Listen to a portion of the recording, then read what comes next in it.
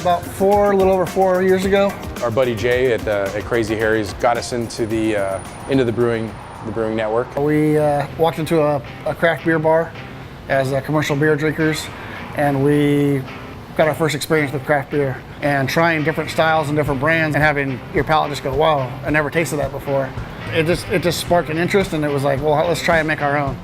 And we took a one-day class over at the Falcons. We bought a kit, bought a turkey fryer, went up to Derek's house in Sylmar and brewed up our first batch. And then from there went to a 15-gallon system, and just it would be like every Saturday and Sunday we'd come and brew a batch of beer up, and then maybe the next day drink the one from the last session and try to pick out the flaws, pick out the good notes, and tweak our recipes.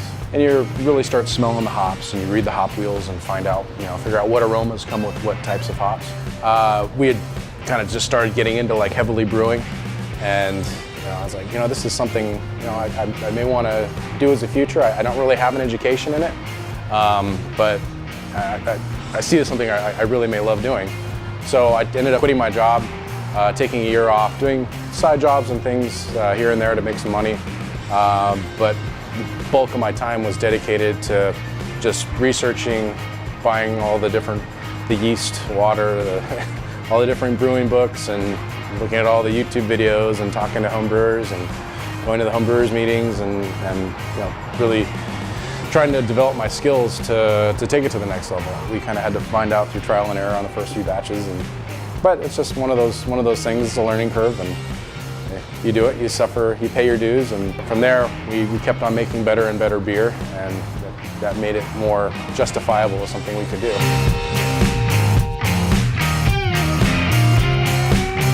We did a few festivals as home brewers where we were able to donate our product to a few festivals, and just having people that didn't know us come up and tell us that our beer was great. They liked the name. Had a lot of push from people to, hey, you guys need to take this to the next level, and we need a Valley brewery to represent the 818. And we really like what you guys are doing. So I think that was a pretty big push for us to really bring it into reality. And we went around and checked out some of the breweries down in San Diego, and I think one of those trips really kind of caught us on to how small a lot of them were. It seemed like something, at least on that scale, that we could feasibly start and do with both of us working full-time jobs. Probably 2 years before we opened up, laid out the plan of like, this is what we're gonna do, and we started researching, okay, well, how do we sell beer? Okay, we gotta open up a legal brewery, and on the brewing side, it just became where, let's try and make the same beer over and over. We can't open a brewery unless we can make the same Valley Girl Blonde, and Derek nailed it. I mean, every time we jumped systems, within a brew or two sessions, he would have the beer nailed. So every once in a while, still, like, we walk in here, we work here a lot at the brewery, and still walk in and like, that's crazy that we actually we own a brewery. I mean, it's been quick. It was 4 years that we started brewing just on the turkey fryer.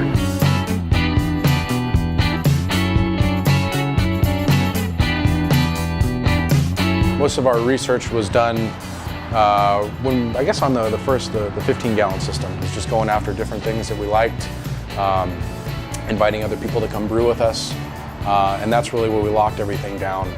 We have a lot of concepts and ideas we want to do, but once you get the tasting room going, you're able to. That's your batch of people, your test batch of people to try your new beers. I'm really looking forward to that part out of the brewery, because I know what with his mind and what he has envisioning and what he does with his equipment, we're gonna make some pretty cool beers. Plan is to open in 2017. We're gonna be right next door to the brewery. I like to wrap around my head right now is opening a tasting room and getting this to like a 10, 15 barrel. Yeah. Man, when we get there, same thing. I know I'll walk in and be like, damn, we made it this far. So. Yeah, I don't have any visions of going to 30 or 60 barrel system and getting crazy big with it, but you never know what happens.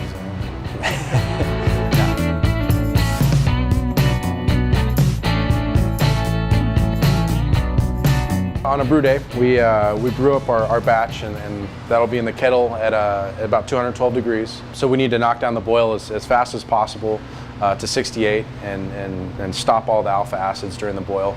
Otherwise, your bitterness will register at different levels, and you won't have a consistent beer. In the past, we've always run just regular ground temperature water through our heat exchanger. So the beer goes in and out through one side. The beer will come in through the system, go out through here, and we'll fill up our fermenters. With ground temperature water, we would need to run for, it was getting close to like 45 minutes to knock down the temperature. The problem is that the amount of groundwater we would have to run through there was in the 250 gallon range, and that would all go down the drain. We didn't have any storage for it. This is when we first started brewing. We're like, this is just such a massive waste, and it was right towards the end of the summer when we were supposed to be conserving water and everything, and we just kind of couldn't do it with a clean conscience. So we found a guy that had these 275 gallon storage tanks. We bought 3 of them, scrubbed them all out, and plumbed up a little system here so that now what we can do is have 2 full tanks, and for the first batch, we'll run that tank through on the warm water side, and as far as the cold water, we have these same tanks inside our cold box. What those allow us to do is let the refrigeration system chill the water down to 30-degree range. That helps us knock down the rest of the way from about 140 degrees down to 67. The whole process, we can knock our beer down now in about 15 minutes, and we don't waste a drop of water.